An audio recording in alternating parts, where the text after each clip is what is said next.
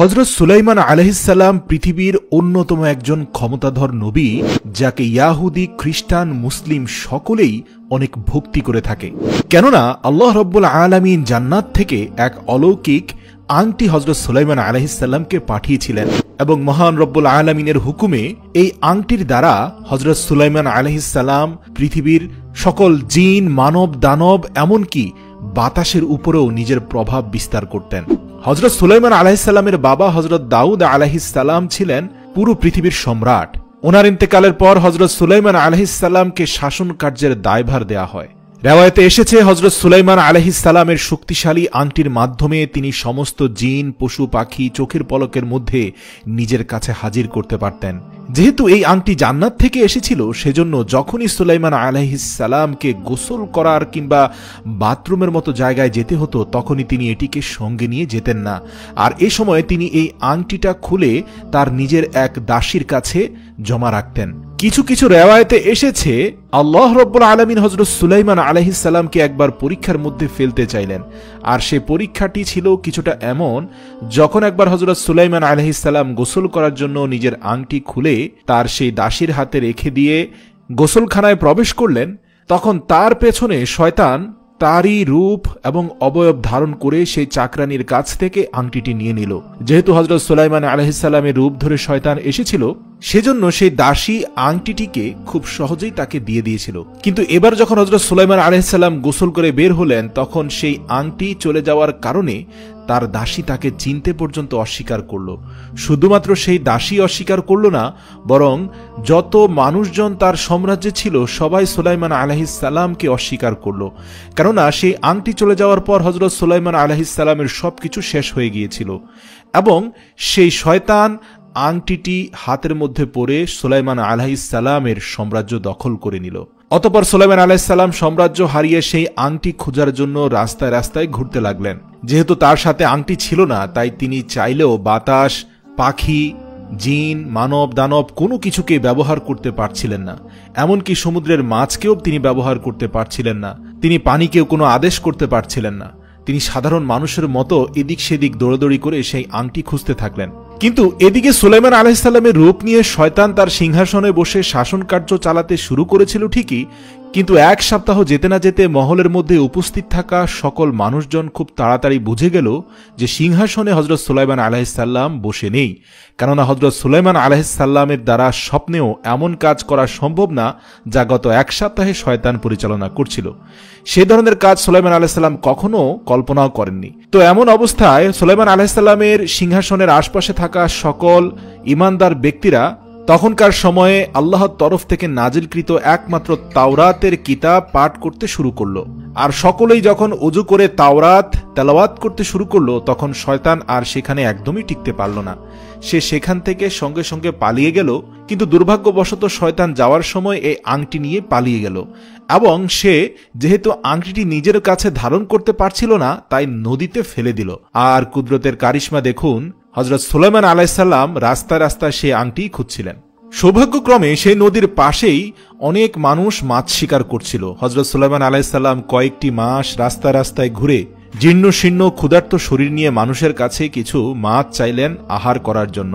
আর তিনি দাবি করলেন তিনি হচ্ছেন সুলাইমান আলাইহিস সালাম। তো মাছ ধরার জেলেরা সুলাইমান আলাইহিস সালামের মুখ থেকে এমন দাবি শুনে খুব রাগান্বিত হয়ে গেল, কারণ তারা জানে এই পৃথিবীর অন্যতম বাদশাহ সুলাইমান মহাশক্তিধর, ক্ষমতাধর। সে যখন আসে তখন আশপাশের আবহাওয়া পরিবর্তন হয়ে যায়, মানুষ বুঝতে পারে সুলাইমান এসেছে। আর সেই জায়গায় এই জীর্ণশীর্ণ মানুষ কিনা দাবি করছে সে নিজেই সুলাইমান। তো অতঃপর জেলেরা রাগান্বিত হয়ে তাকে এত মারধর করলো যে হযরত সুলাইমান আলাইহিস সালাম খুব জখম হয়ে গেলেন। এরপর কিছুদূর এগিয়ে গিয়ে তিনি নদীর পানিতে নিজের ঘা এবং ক্ষত ধুতে লাগলেন। কিন্তু রাস্তার ধার দিয়ে আরো একদল জেলে অতিক্রম করছিল।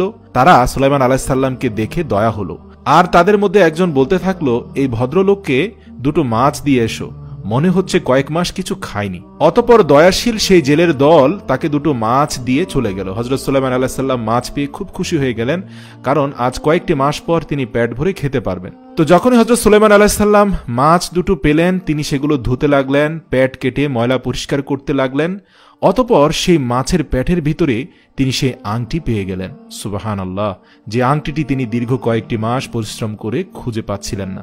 এবার এমনটি দেখে হযরত সুলাইমান আলাইহিস সালামের খুশির ঠিকানা থাকলো না। তিনি আকাশের দিকে তাকিয়ে আলহামদুলিল্লাহ পড়লেন এবং জোরে জোরে তার রবের শুকরিয়া আদায় করলেন এবং সাথে সাথে সেই আংটি তিনি হাতে পরে নিলেন। তো এবার যখনই হযরত সুলাইমান আলাইহিস সালাম আংটি হাতে পড়লেন, আল্লাহ রাব্বুল আলামিনের কুদরতি কারিশমায় হযরত সুলাইমান আলাইহিস সালামের চারপাশ পরিবর্তন হয়ে গেল।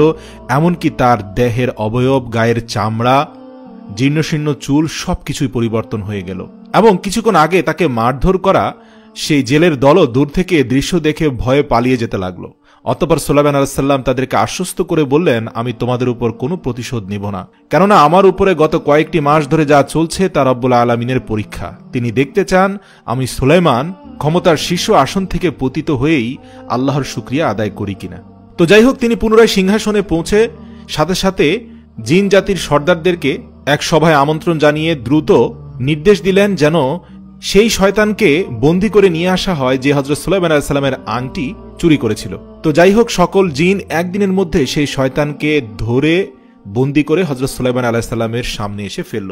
অতঃপর হযরত সুলাইমান আলাইহিস সালাম একটি সিন্দুকের মধ্যে বন্দী করে সমুদ্রের মধ্যখানে তাকে ফেলে দিলেন। প্রিয় দর্শক, এই ঘটনাগুলো কোনো হাদিস থেকে নেওয়া নয়, এগুলো আহলে কিতাব থেকে নেওয়া। তবে অনেক আলেমগণ এগুলোকে সত্য বলে দাবি করেছেন, কেউ কেউ মন গড়া কাহিনীও বলেছেন।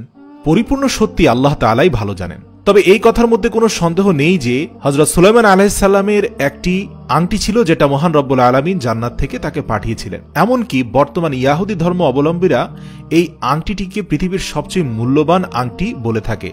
এমনকি তারা তাদের বর্তমান দখলকৃত ইসরায়েলের পতাকাতেও সেই আংটির চিহ্নটি রেখে দিয়েছে। এমনকি তারা পুরো পৃথিবী জুড়ে হযরত সুলাইমান আলাইহিস সালামের আংটিটিকে দ্রুত গতিতে খুঁজে পাওয়ার জন্য একটি জরুরি মিশনও চালাচ্ছে। কেননা হযরত সুলাইমান আলাইহিস সালামের মৃত্যুর পরে এই আংটি কোথায় গায়েব হয়ে গিয়েছিল সে সম্পর্কে সমস্ত ঐতিহাসিক কিতাব একেবারে নিশ্চুপ হয়ে আছে। অর্থাৎ কোনো মানুষই এটি জানে না যে সেই আংটি কোথায় চলে গিয়েছে। এর সাথে সাথে আপনাদের এটিও জানিয়ে রাখি যে কিছু ইসলামিক রেওয়ায়েত এর মতে হযরত সুলাইমান আলাইহিস সালামের আংটিতে হযরত মুহাম্মদ সাল্লাল্লাহু আলাইহি সাল্লামের নামও লেখা ছিল। তবে এ ব্যাপারে সুস্পষ্ট কোনো ধারণা পাওয়া যায় না, কেননা এর উপরে কোনো সহিহ হাদিস নেই। এছাড়াও মুসলিমদের মধ্যে অনেক আলেমই বিশ্বাস করেন হযরত সুলাইমান আলাইহিস সালামের আংটি কিয়ামতের পূর্বে এই পৃথিবীতে পুনরায় আত্মপ্রকাশ করবে। আর শুধুমাত্র আত্মপ্রকাশই করবে না, বরং এটা অনেক বড় ভূমিকা পালন করবে। কেননা হতেও পারে যে সমস্ত মানুষেরা জিন এর অস্তিত্ব নিয়ে প্রশ্ন উঠিয়ে থাকেন, হয়তো এই আংটি তাদের প্রশ্নের উত্তর দেবে।